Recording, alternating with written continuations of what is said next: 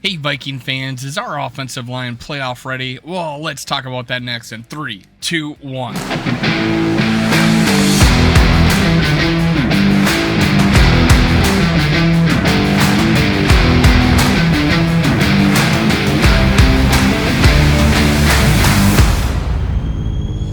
Gather around, Skull brothers and sisters. This is Skull World, brought to you by Minnesota Sports Talk. I'm your host, Dave. You can follow me on Twitter, TikTok, and Facebook at Skull World.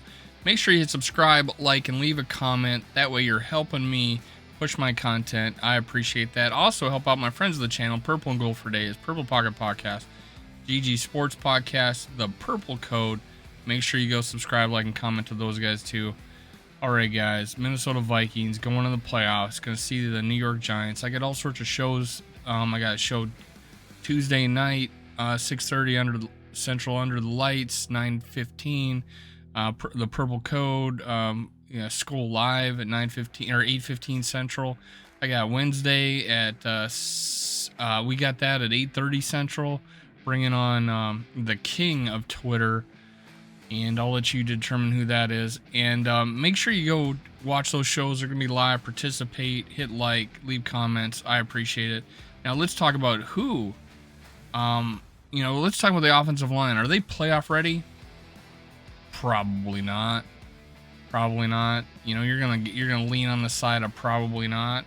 The main reason is because we're down to our third center. So, and that's Chris Reed.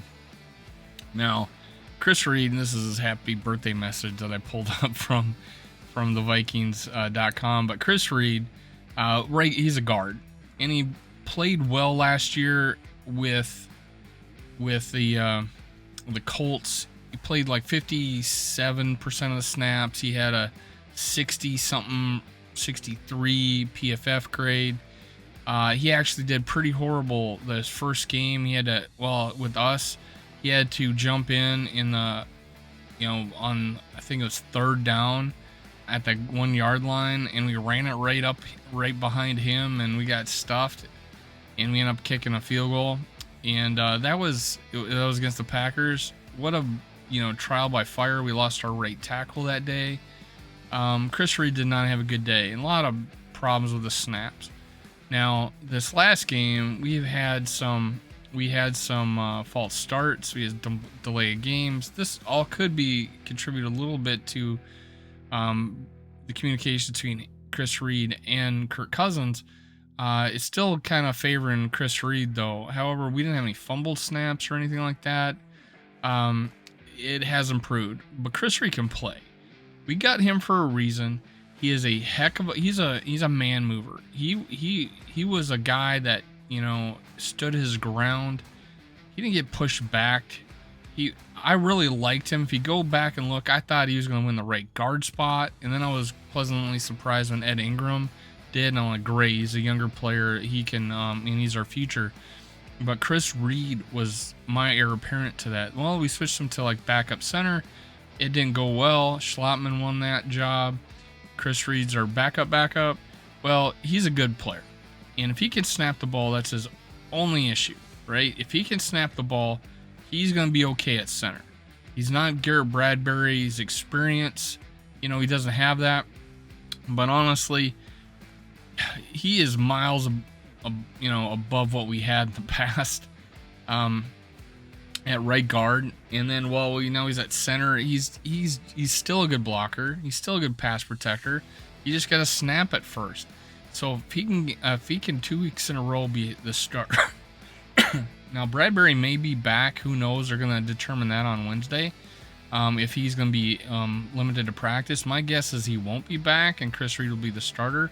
But hey, if we can settle down the snaps between him, get the snap counts down, I don't think we're going to have a huge drop off between him and Bradbury. Now, honestly, Schlottman was having a bad go of it.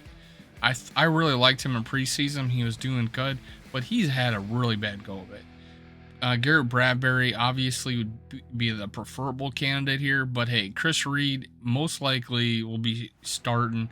I could be wrong, but hey, just the way it's been, the Vikings get a guy back, they don't play him right away. So look at Chris Reed be our starter against the Giants. heck, I don't feel so bad about that. Now, Oliudoh, right tackle, is a different man now. He's not playing right guard. He's not playing left tackle. He's playing his natural position at right tackle. And I think he's got a 73.6 PFF ranking. Brian O'Neill is like an 83. Well, he's a cream of the crop. Oliudoh, heck of a backup at right tackle. Now, I feel bad because I wanted him gone. And that's all because of how he played at left tackle and right guard. But now that he's back playing right tackle, he's a different man there. He's a different animal there, and he is looking very good at right guard, or right tackle. We only gave up 1 sack, I think, this last game, maybe 2. Not a whole lot of sacks under Oliudoh since he's joined. I don't think he may not even given up any. Our problem is still is our interior offensive line, and it's going to be revolve around the center and the right guard. I feel good about the rest of the positions. Now, they just got to put one good game together. Hopefully we get this blocking scheme down with the run game. We're running well outside. We're just not running well inside. The pass protection has been good at times, but when we needed it in the fourth quarter, I felt good about our pass protection this last game. And honestly, I think Kirk Cousins had a lot of time to throw in the Packer game too. So I feel like that is coming around. And we got a couple of guys that have to step in, and they've done it. I feel like Oliudoh and Chris Reed have done it. Outside of Chris Reed and his, bad start against the Packers, there's been some situations with the Bears, but overall, as a blocker, as a pass protector, he's been all right. So is Oliudoh. So feel good about this upcoming game. I don't think our big weakness is going to be this offensive line. I think it's going to be about how well we can play defense. We cannot give up career numbers again to the Giants, man. We can't do that. But our offensive line could help out this in a ways to actually eat up some clock, put long drives together, make that defense get tired, keep that offense off the field. Hey, and we're going to win that first playoff game at home. Skol Vikings. See you next time. Cue the music.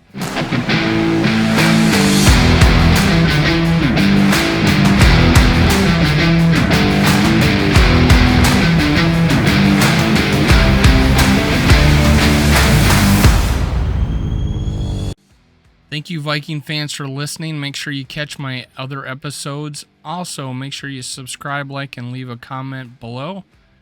Thank you. Thank you. Thank you. Skol Vikes.